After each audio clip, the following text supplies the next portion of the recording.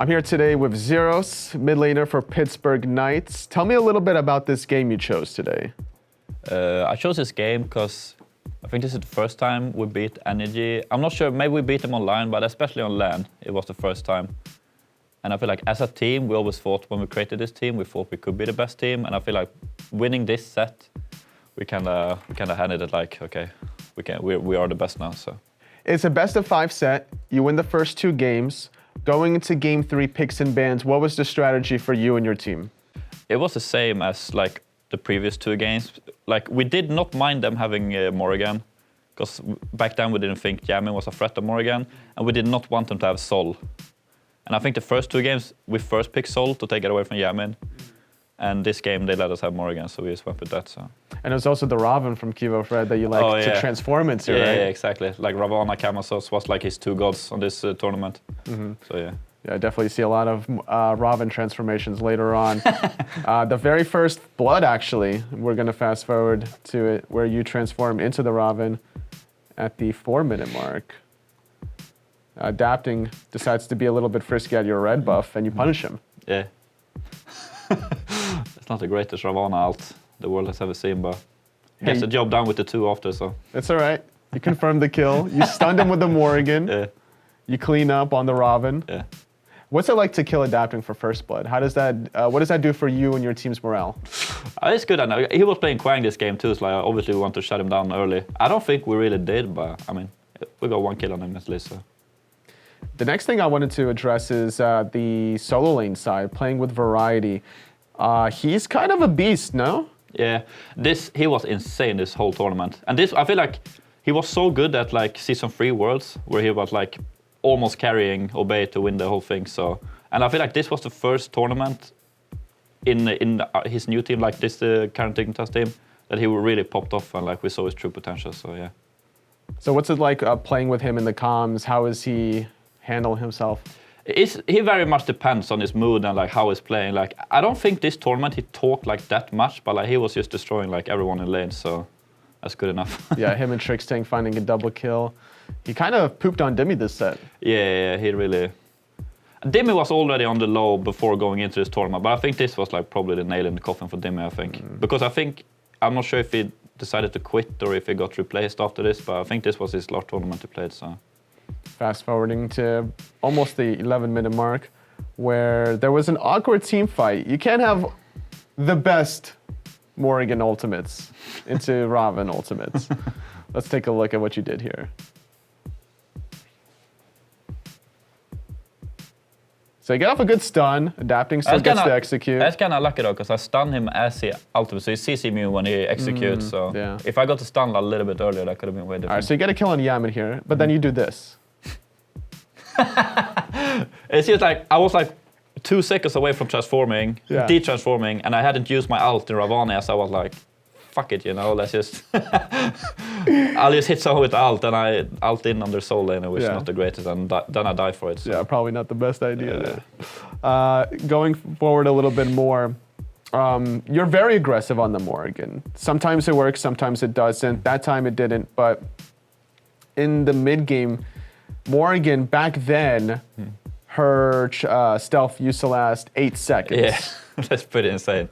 And you would make so many plays off of it. Yeah. Plays like this where you're just kind of stealthing into the back line. Yeah, it's very different back then. Like back then it was kind of easy to be unpredictable because you could stealth from so far away. Like if you play Morrigan today, you only have 6 seconds stealth. Like now you have to work a lot harder to be like unpredictable, you know? Yeah, like you're... Yeah, but back here, like you could stealth from like half across the map pretty much and still get there, so. Yeah, we'll see that a little bit later on. And then you kind of bully Yamin after the fact, trying to get him out of the equation with his backflip down, I believe it is. You guys kind of go back in here. You get off the portal demon, if I recall correctly here. Yeah, look at you go. Oh yeah. That's a take him out, dude.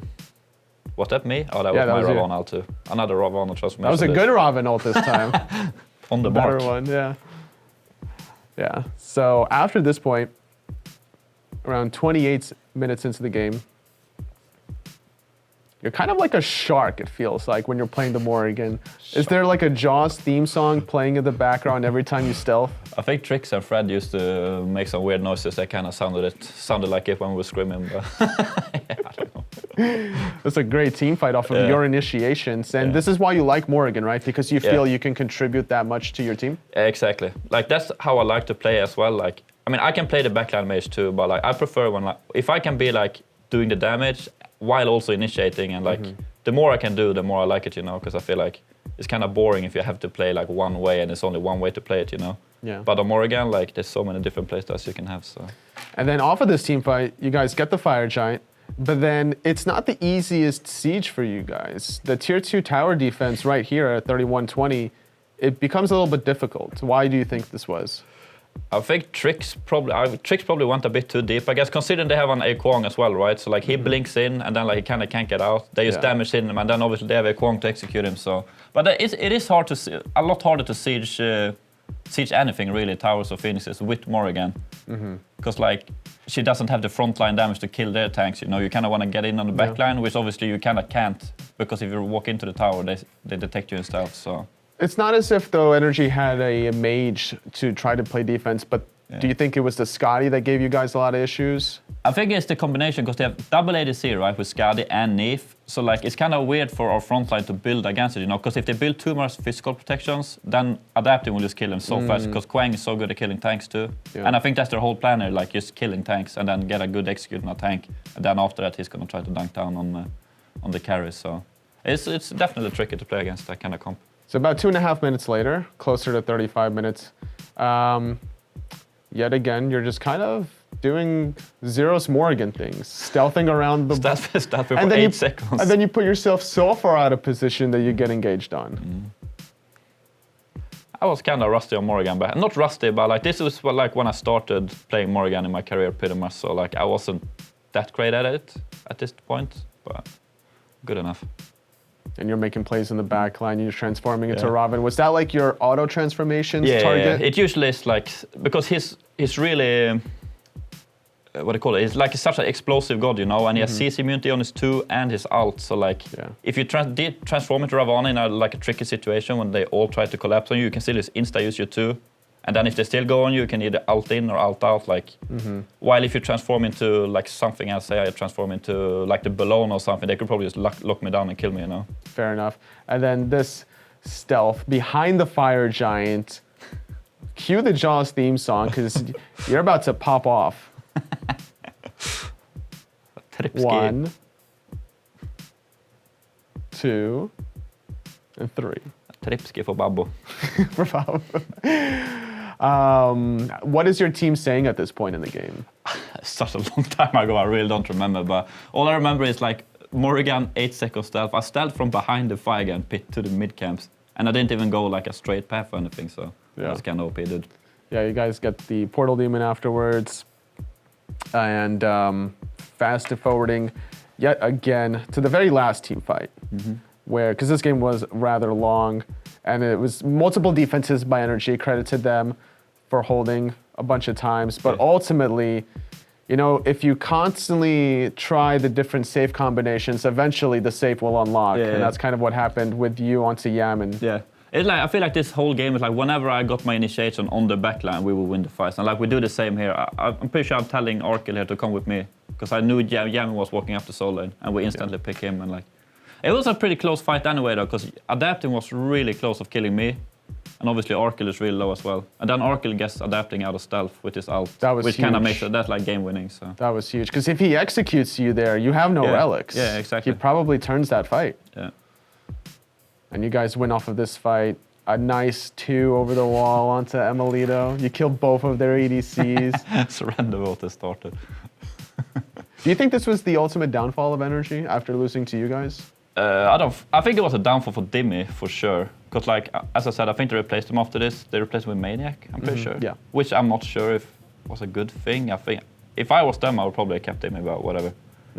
But yeah, I think it was. Because even up to this, because did they even make the first tour of the LAN that year? Maybe they did. The Masters LAN, they lost to Obey Alliance in the they spring. lost there? They lost the first round to Obey. Yeah.